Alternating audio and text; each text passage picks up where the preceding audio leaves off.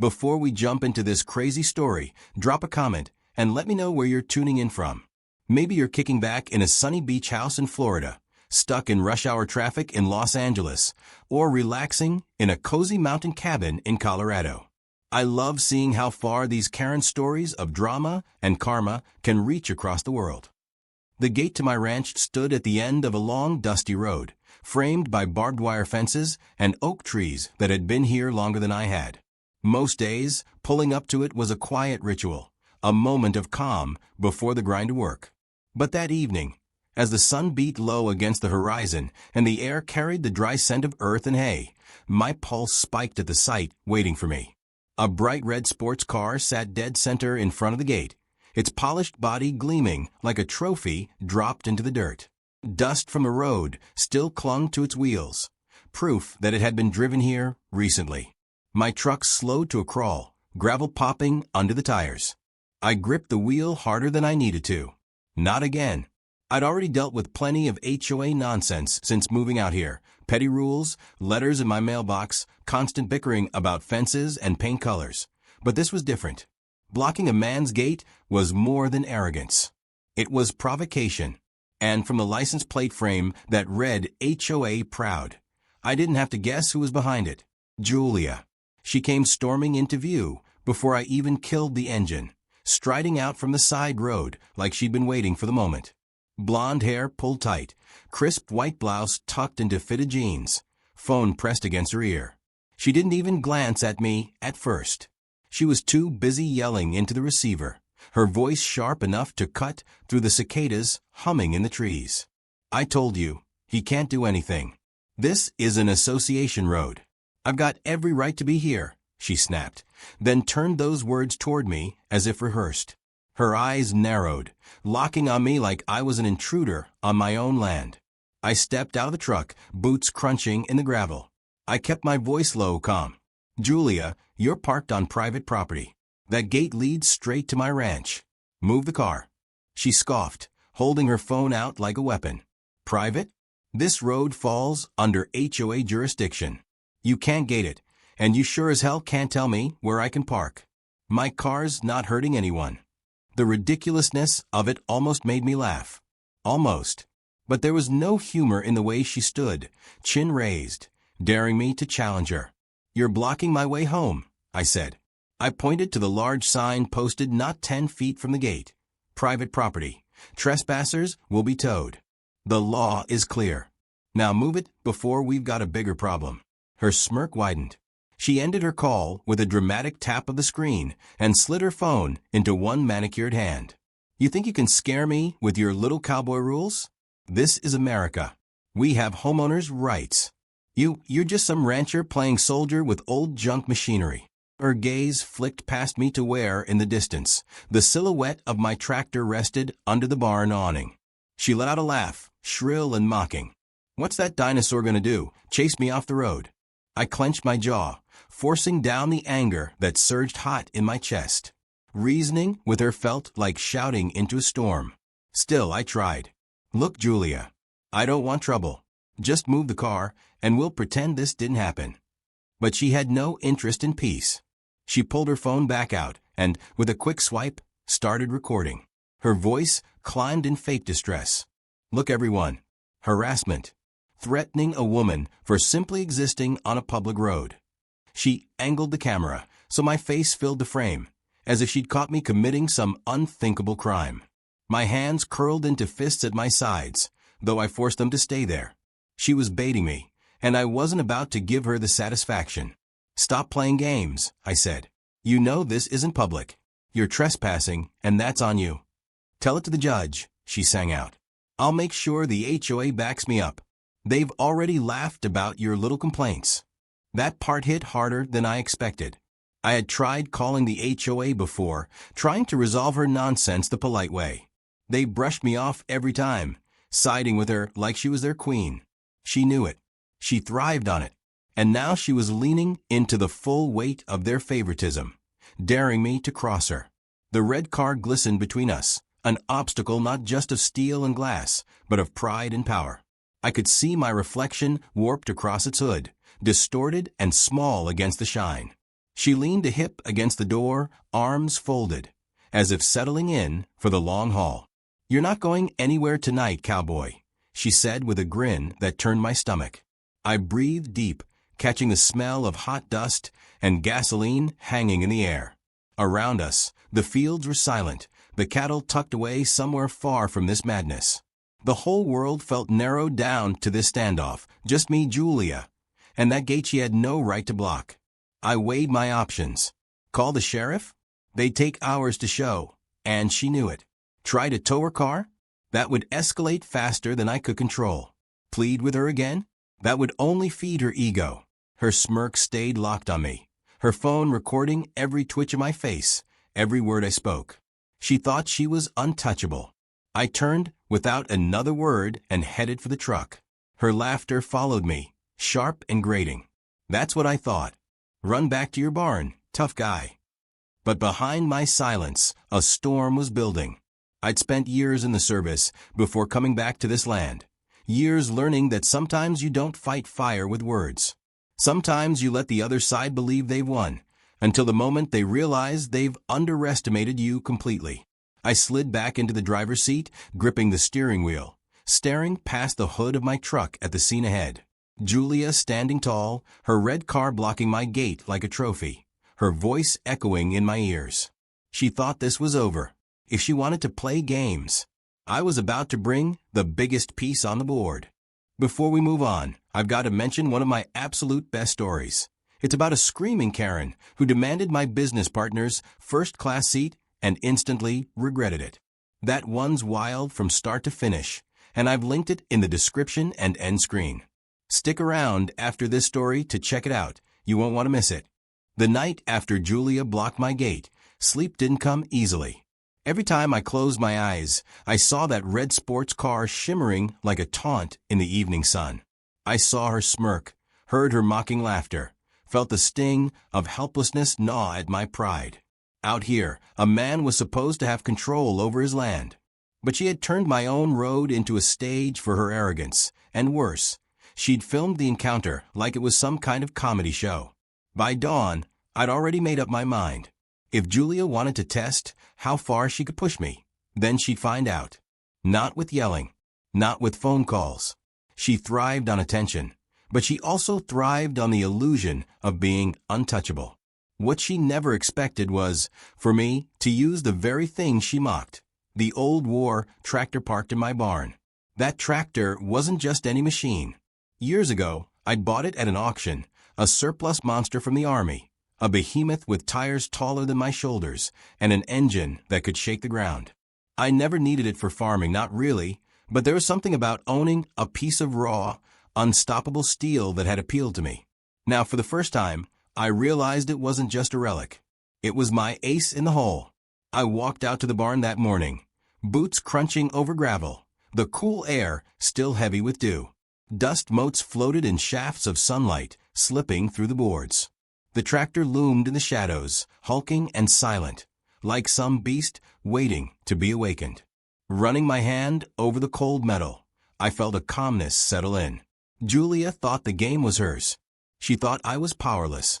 But today, I'd show her what power really looked like.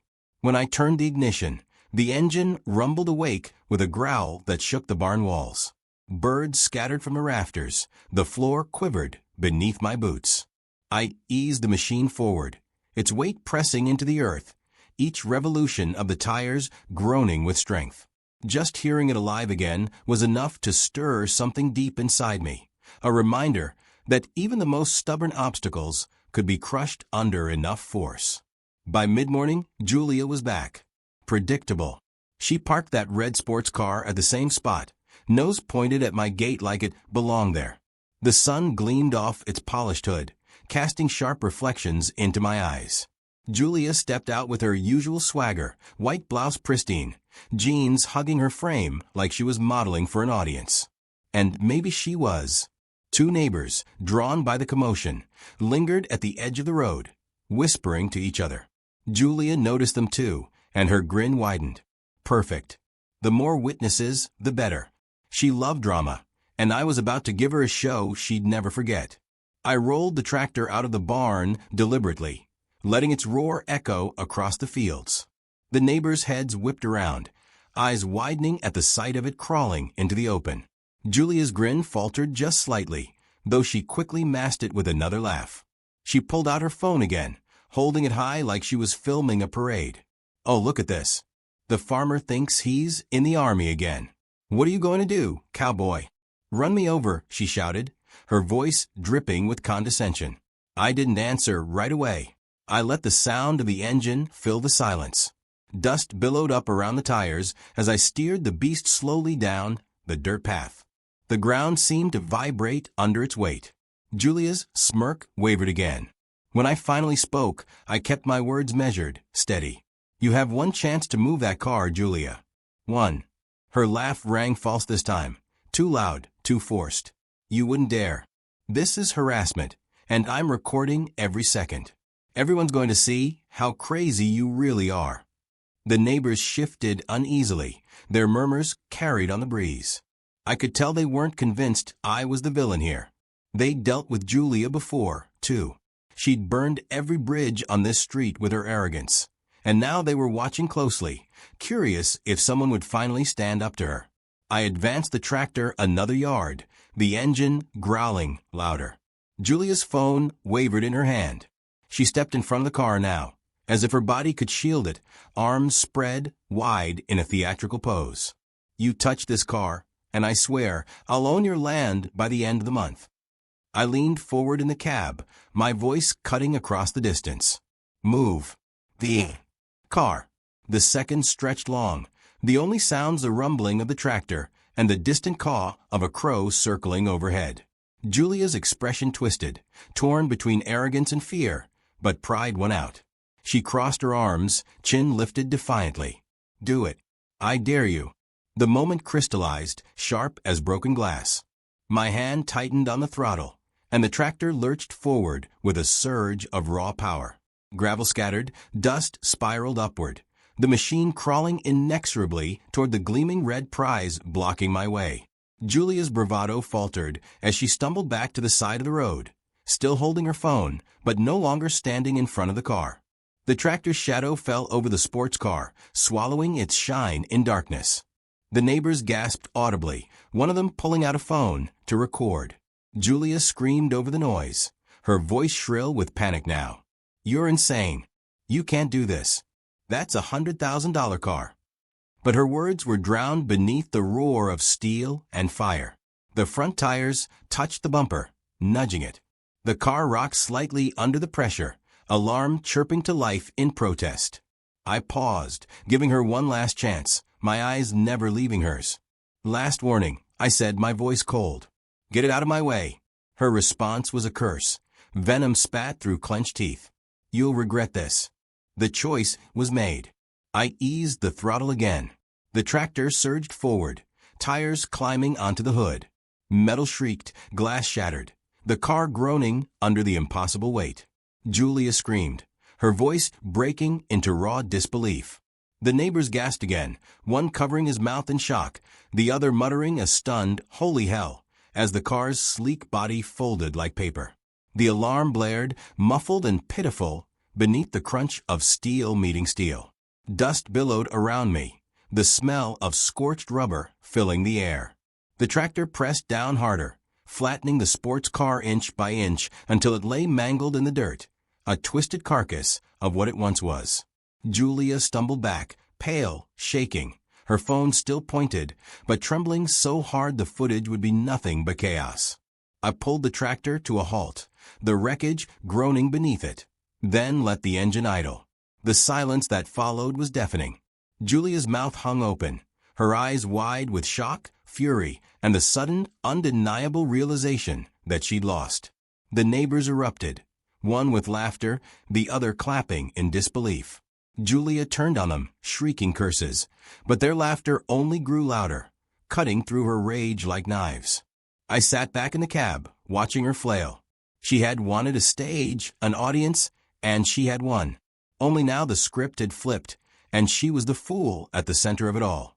The wrecked car lay crushed under my tractor, a monument to arrogance brought low. And though the fight wasn't finished, though I knew Julia wouldn't give up easily, I felt the tide had turned. For the first time, I saw fear crack through her mask. And that fear told me this battle was far from over, but it was one I was finally winning. The silence, after the crushing, was almost surreal. The tractor idled, a low rumble beneath me, while the wreck of Julia's red sports car lay flattened. Its sleek lines now nothing more than twisted steel and shattered glass. Dust lingered in the air, carrying the acrid scent of scorched rubber. Julia stood frozen, her phone dangling at her side, her face pale and contorted in disbelief. The neighbors, who had witnessed everything, were still processing the spectacle. One of them let out a half-nervous chuckle, which quickly grew into outright laughter. The other shook his head, muttering something about finally seeing justice done. Julia snapped out of her shock with a piercing scream. You destroyed my car. Do you have any idea what that's worth?" Her voice cracked between fury and panic, each syllable bouncing off the ranch road like broken glass. She staggered toward the wreck, her hands trembling as she tried to push against the mangled hood, as though willing it back to shape. But the machine she had worshipped, polished, and paraded for the neighborhood was gone. I climbed down from the tractor slowly, boots landing with deliberate thuds on the dirt. I didn't raise my voice. I didn't need to. I warned you, Julia. Over and over. You made your choice. Her eyes snapped to mine, blazing with hatred. This isn't over. I'm calling the police. I'm calling the HOA. You're finished. She jabbed at her phone, fingers fumbling in desperation. It didn't take long. Within half an hour, the sirens wailed faintly in the distance, growing louder until a county patrol car pulled up beside the scene. The officer stepped out, a tall man with sun-leathered skin who immediately took in the sight. The demolished sports car, the hulking tractor parked over it, and Julia standing hysterical in the middle of the road. "Officer." Julia rushed toward him, waving her arms wildly. "Arrest him. He attacked me. He destroyed my car for no reason." The deputy adjusted his hat, his gaze steady and unimpressed. "Ma'am, slow down. Start from the beginning." She launched into a tirade, her words tumbling over each other. How she had been lawfully parked, how I had threatened her life, how I had deliberately crushed her property in cold blood. She pointed at me, as if her finger alone could summon a guilty verdict. The officer turned to me next. "Sir, your side." I met his gaze evenly. "This is my land. That gate leads to my ranch." She blocked it. "There are signs posted everywhere. Private property, no trespassing." I asked her repeatedly to move. She refused. I warned her what would happen. The deputy's eyes flicked toward the posted sign, then to the neighbors who still lingered nearby. "That true?" he asked them. Both nodded. One spoke up. He gave her more chances than I would have. She dared him, said he wouldn't do it. Well, he did. And frankly, she had it coming. Julia spun on them, shrieking, "You traitors! You're all against me." The deputy sighed, pulling out his notepad. "Ma'am, you were trespassing. This isn't HOA property. It's his road, his gate, his land. As for the vehicle, you ignored repeated warnings. He didn't touch you, didn't threaten you physically. From where I'm standing, this looks like consequences of your own actions." Julia's jaw dropped. She stammered incoherently, pointing at the ruined car like it was proof of cosmic injustice. But the law wasn't bending for her this time. The officer's report was clear. Private property violation. Owner acted within his rights. He even reminded her that tampering with posted property could open her up to charges. Her screams turned from rage to desperation. "No, no, no. You don't understand. That car was my life. My image. You can't just let him get away with this." But the deputy didn't flinch.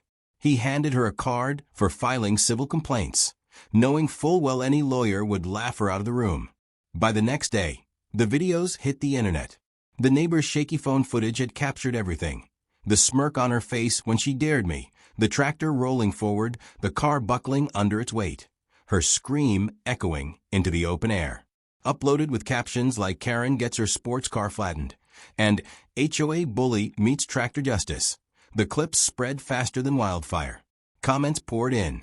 Strangers from across the country laughed, mocked, and dissected every frame.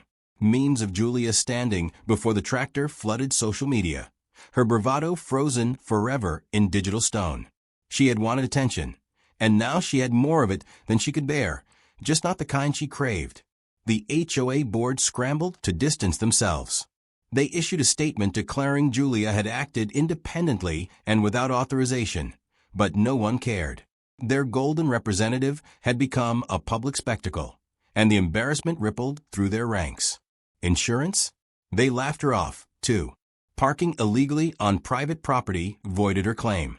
Every dime of that crushed car was hers to swallow. I saw her a week later, slinking past the road in an old rust-colored sedan that coughed smoke from exhaust. She didn't glance in my direction. Her once perfect blouse was wrinkled, her hair tied back hastily, her expression hollow. For someone who had strutted like royalty, the fall had been brutal. The ranch gate stood clear now, the path unobstructed. Each time I drove through, I felt the weight of victory not in the wrecked car, but in the silence that followed. No more shouting, no more smug laughter, no more games. Just peace. Neighbors dropped by to shake my hand, some bringing beer, others clapping me on the back. "You did what we all wanted to do," one said. Another grinned. "Never thought I'd see the day someone finally shut her up." I didn't brag. I didn't need to. The truth was simple. Arrogance had met immovable force, and arrogance lost. One evening, as the sun set in a blaze of gold over the fields, I leaned against the fence, watching the shadows stretch long across the grass. The air was cooler now, the cicadas singing again as if nothing had ever disturbed the balance. I thought of Julia, of her smirk, of her car shining like a trophy. I thought of the moment it disappeared under the tractor's weight. Sometimes karma doesn't come with subtlety. Sometimes it comes with steel and rubber, crushing everything in its path. I pushed away from the fence, a smile tugging at the corner of my mouth. Julia had wanted a war. She just forgot I still had the tank. And for those watching my story unfold, I'll say this. When you see arrogance standing in your way, remember what happened here. Remember the roar of that engine, the sound of steel crumpling under justice. If you enjoyed this showdown, hit that like button, share it with someone who's had their own run-in with a bully, and don't forget to subscribe. Because sometimes the only way to deal with a Karen is to let karma roll right over her.